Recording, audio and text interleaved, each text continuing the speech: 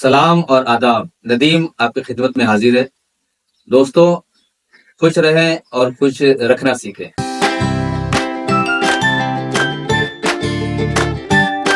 آج کے ولاگ میں ہم بات کریں گے محترم جناب ابراہیم رئیسی صاحب کے پاکستان سے دورے سے متعلق جو اثرات ہیں، اندرونی اثرات، یعنی کہ پاکستان کے اندر جو اس کے اثرات ہیں یا لوگوں نے کس طرح محسوس کیا اس دورے کو، اس کا ذکر ہم کریں گے. ابراہیم رئیسی صاحب کے دورے سے جو مجھے جو بات سمجھ میں آئی ہے کہ پاکستانی قوم کو مصائب اور مشکلات کا سامنا کرنا پڑا ہے اندرونی طور پہ. یعنی کہ آپ کو دیکھیں، لاہور میں جب ان کی آمد ہوئی ہے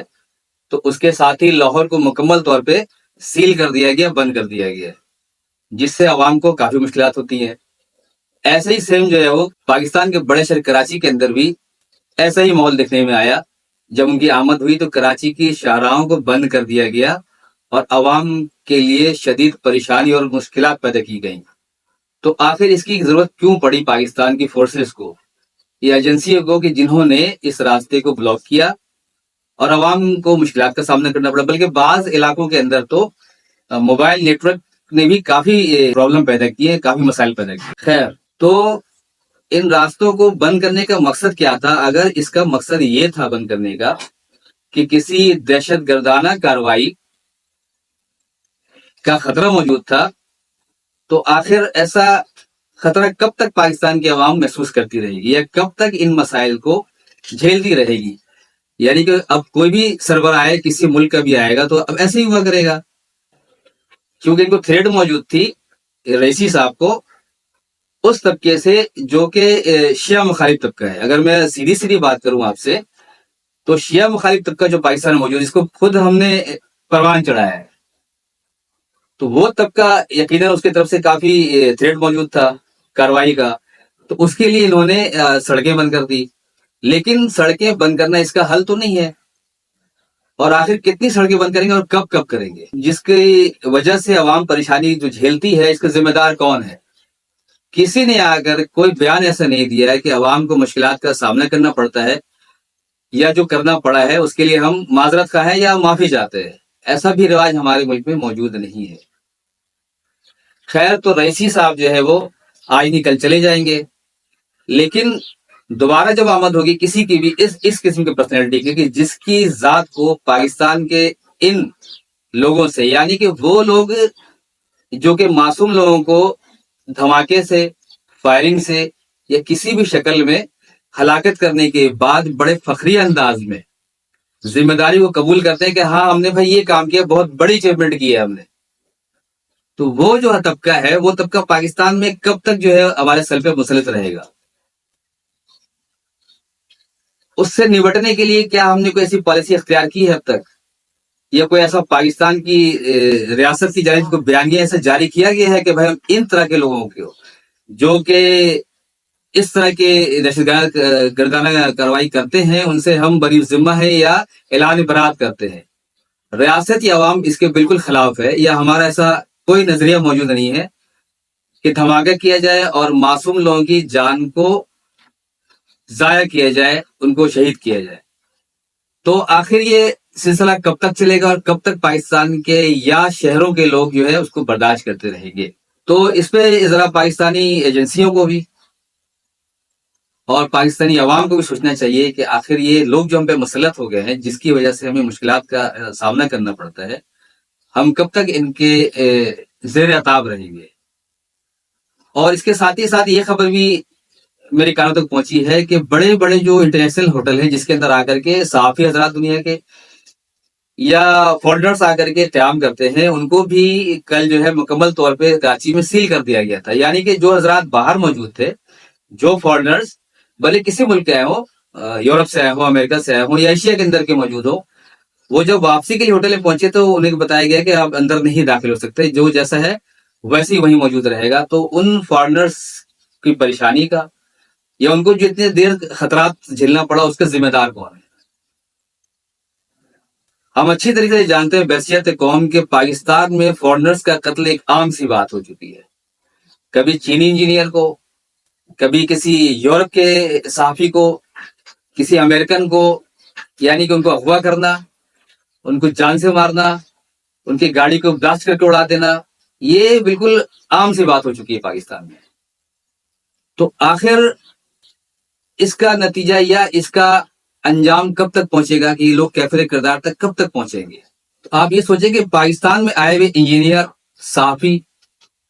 فوڈ بلاگر،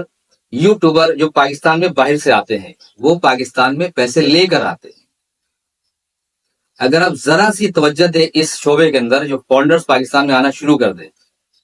تو آپ یقین مانیں اتنا خوبصورت ہے پاکستان، یہاں کے کھانوں کے ذائقے اتنے زبردست ہیں، یہاں کے شمالی علاقہ جات، سوات، بلوچستان کے پہاڑی علاقے اتنے خوبصورت سرزمین ہے یہ کہ آپ سیاحت کے شعبے سے اربوں ڈالر کما سکتے ہیں، لیکن شرط یہ ہے کہ امن قائم کرنا ہے پاکستان میں. لیکن یہ کرے گا کون؟ ظاہر سی بات ہے جس کی ذمہ داری ہے ہمارے ایجنسیز کی، وہ فوج سے تعلق رکھتی ہو، پولیس سے رکھتی ہو یا خفیہ ایجنسی ہو، جن کا کام ہوتا ہے کہ عوام کو امن دینا یا ان کو پروٹوکول کرنا، ان کی حفاظت کرنا. جن کی ذمہ داری ہوتی ہے وہ آخر یہ ذمہ داری کو کس طرح انجام دے رہے ہیں کہ 20 سال سے اس مسئلے سے ہم جوجھ رہے ہیں، ان دھماکوں سے، ان فائرنگ سے، نامعلوم افراد، معصوم جانیں کو ضیاع. تو یہ کب تک یہ عوام جھیلتی رہے گی؟ کیا اس کا حل یہ سڑک بلاک کر کے عوام کو گھروں میں مقید کر دینا، ان کو قید کر دینا گھر کے اندر؟ اس کا یہ حل تو موجود نہیں ہے، یہ کوئی مستقل حل موجود تو نہیں ہے. یہ تو اس کا پائیدار حل اور پائیدار امن کے منتظر پاکستانی عوام کب تک انتظار کرتے رہیں گے؟ بچپن سے ہم یہ دیکھتے ہوئے آ رہے ہیں، فلاں مسجد میں دھماکہ ہو گیا، فلاں چرچ کلیسا میں دھماکہ ہو گیا، فلاں امام بارگاہ کو اڑا دیا گیا، فلاں مندر کو تباہ کر دیا گیا. تو حالانکہ بیانیہ حکومت کا یا حکومتی مقتدر لوگ طبقہ جو ہے ہمارا باب اقتدار طبقہ، اس کا بیانیہ ہمیشہ یہ ہوتا ہے کہ ہم ان کے ساتھ کھڑے ہیں جن کو مارا گیا ہے. اب بہت غلط کام ہوا ہے یہ، ان کو ایسا نہیں کرنا چاہیے. ہم بالکل ان کے ساتھ کھڑے ہیں اور اس کو ان کرداروں کو جس میں ملوث ہے اس کو کیفر کردار تک پہنچایا جائے گا. لیکن وہ کردار کیفر کردار تک کیوں نہیں پہنچ پاتے؟ وہ تواتر کے ساتھ ایک کے بعد دوسرے واقعات ہوتے رہتے ہیں، جس کی وجہ سے ہمیں کہ اس طرح کی تکلیفوں کا سامنا کرنا پڑتا ہے. اگر یہ ایرانی صدر ہمارے ملک میں آتے اور ان کو بالکل عام لوگوں کی طرح عام جگہ پہ لے جاتے، جس طرح کے ہمارے محترم سندھ کے گورنر کامران ٹیسوری صاحب جو ہے عوام کے اندر گھل مل جاتے ہیں، یا پنجاب کے وزیر اعلیٰ تھے سابقہ نیگر حکومت میں محسن نقوی صاحب، بالکل عام لوگوں کے اندر گھل مل جاتے تھے. وہ ان کے اندر جا کے کھانا پینا، ان سے بات چیت کرنا، ان کے مسائل کا، ان کے مسائل کا جائزہ لینا، اس سے عام سطح پہ آ کے ان کی لیول پہ آ کے بات چیت کرنا، تو عوام اس سے بہت خوش ہوتی ہے. 2 نام لیے میں نے، اور یہ آج کے دور کی بات ہے کہ بالکل وہ سادہ طبیعت لوگ ہیں، بالکل سادگی کے ساتھ آتے ہیں، عوام میں گھل مل جاتے ہیں، ان سے کھانا ہے، پینا ہے، چائے پینا ہے، یا کوئی فوڈ ریسٹورانٹ میں جا کے ان کے ساتھ انجوائے کرنا ہے، ان کے مسائل کو جاننا ہے. تو یہ محسن نقوی صاحب ہو یا کامران ٹیسوری صاحب ہو، تو یہ جب انہوں نے اس طرح کا عمل شروع کیا تھا تو مجھ جیسے لوگ بہت خوش ہوئے تھے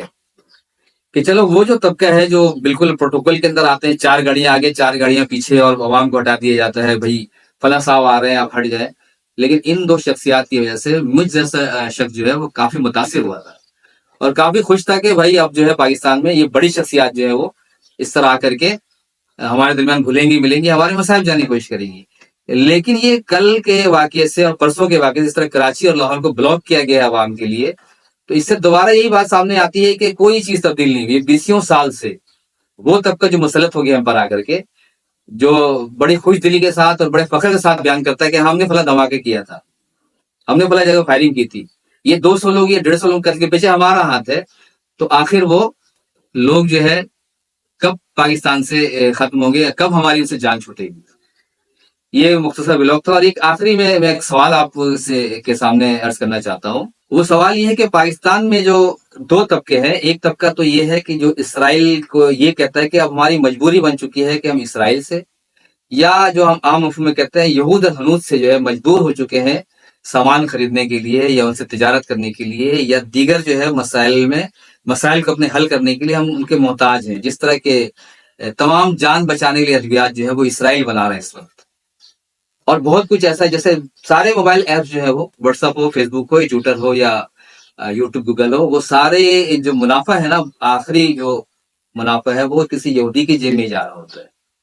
تو ایک طبقہ یہ ہے جو کہتا ہے کہ ہم محتاج ہو چکے ہیں، اور ہم چونکہ محتاج ہو چکے ہیں تو یا تو ہم ان سے اس میدان میں ٹیکنالوجی کے میدان میں ان سے لڑ کر کے ان سے آگے نکل کے کوئی اپنی پروڈکٹ بنا کے سامنے لائیں، یا پھر ہم ان سے استعمال کریں ان کو جب تک اس قابل نہیں ہوتے ہیں، اور ان سے سیکھنے کی کوشش کریں۔ لیکن دوسرا طبقہ بھی ایک موجود ہے جو کہ سخت مخالف اور یہ کہتا ہے ہم اس کا بائیکاٹ کریں گے۔ وہ طبقہ جو ہے جو بائیکاٹ کہتا ہے تو وہ ہمیشہ KFC، میکڈونلڈ، پیپسی اور اس طرح کے اشیاء کے اوپر سخت ترین، اور کھانے پینے کی چیزوں کے میں زیادہ تر وہ اشیاء ہوتی ہیں، پورا چارٹ بنا کر کے، بلکہ میرے پاس بھی کئی پمفلٹ آ چکے ہیں کہ بھائی ہمیں بائیکاٹ کرنا ہے، یہودی کو کسی قسم کا فائدہ نہیں پہنچانا ہے۔ لیکن میں یہ سوال کرنا چاہتا ہوں کہ جو قرض پاکستان لیتا ہے، 20 سال سے ہم قرض لے رہے ہیں، ہمارے سارے حکمران تقریباً وہ قرض لیتے ہیں، امریکہ سے ہو، ورلڈ بینک سے ہو، IMF سے ہو، یا کسی بھی شکل میں ہو۔ اور ایک بات اور واضح کر دوں میں، ان تمام اداروں کے جو سربراہ ہیں وہ سب یہودی ہوتے ہیں، بلکہ اگر تحقیق کیا جائے تو یہ سربراہ آتے ہیں یہاں مذاکرات کرنے کے لیے، ان کے اندر یہ بھی یہودی شامل ہوتے ہوں گے۔ اگر تحقیق کر لیں آپ تو آپ یقیناً اس نتیجے پہنچیں گے کہ وہ جو وفد آتا ہے، 4 لوگوں کا، 6 لوگوں کا، 10 لوگوں کا مذاکرات کے لیے IMF سے یا ورلڈ بینک سے لوگ آئے ہوئے ہیں، تو ان کے اندر بھی یہودی ہی موجود ہوتے ہیں۔ کیوں؟ کیونکہ وہ صرف موجود ہوتے ہیں، انہوں نے قابلیت حاصل کی ہوتی ہے۔ تو یہ طبقہ جو ہمارا جو کھانے پینے کی چیزوں کو بائیکاٹ کر رہا ہوتا ہے، تو میری سے درخواست ہے کہ جو امریکہ اسرائیل کے یا یہودیوں کے پیچھے کھڑا ہے، تمام مسائل کے پیچھے، تمام مسلمانوں کے، فلسطینیوں کے پیچھے امریکہ کا ہاتھ ہم سمجھتے ہیں، تو امریکہ اگر میرے بھائی ایسا بھی آنکھ دکھا دے نا ان اداروں کو کہ خبردار آپ نے پیسہ نہیں دینا ہے، تو یہ ادارے کبھی پاکستان کو قرض نہ دیں، اور جب تک وہ ہاں نہیں کہتا ہے، گردن کے ذرا سی جنبش کرتا ہے، تو پاکستان کو پیسے ملتے ہیں، اور نہ کرتے تو نہیں مل سکتے ہیں۔ اس پہ دو آتشاہ یہ کہ آپ کو وہ پیسے سود سمیت واپس کرنے پڑتے ہیں، اور ہمارے حکمران وہ پیسے لیتے ہیں عوام کی فلاح و بہبود کے لیے۔ تو میرا کہنے کا مقصد یہ تھا کہ سوال یہ تھا ان حضرات سے جو کہ اس نظریے کے قائل ہیں کہ ہمیں بائیکاٹ کرنا ہے یہودیوں کے، اسرائیل کا، تو آپ آخر تشہیری مہم کیوں نہیں چلاتے؟ اس مسئلے پہ بھی ہمیں قرض نہیں لینا ہے ہمیں۔ تو میرا یہ سوال تھا دوستوں آپ سے، تو آپ سے درخواست ہے کہ اس سوال کے جواب کے لیے میرے کمنٹس باکس میں آپ مجھے آگاہ کر سکتے ہیں اپنی آرا سے، اور ویڈیو اگر اچھی لگی ہو لائک کیجیے گا، شیئر کیجیے گا، اور نئے دوستوں کی گزارش ہے کہ وہ سبسکرائب ضرور کریں، برائے مہربانی سبسکرائب ضرور کریں، اور انشاءاللہ اگلے ولاگ میں آپ سے پھر ملاقات ہوگی۔ اپنے دوست ندیم کو اجازت دیجیے، سلام اور آداب۔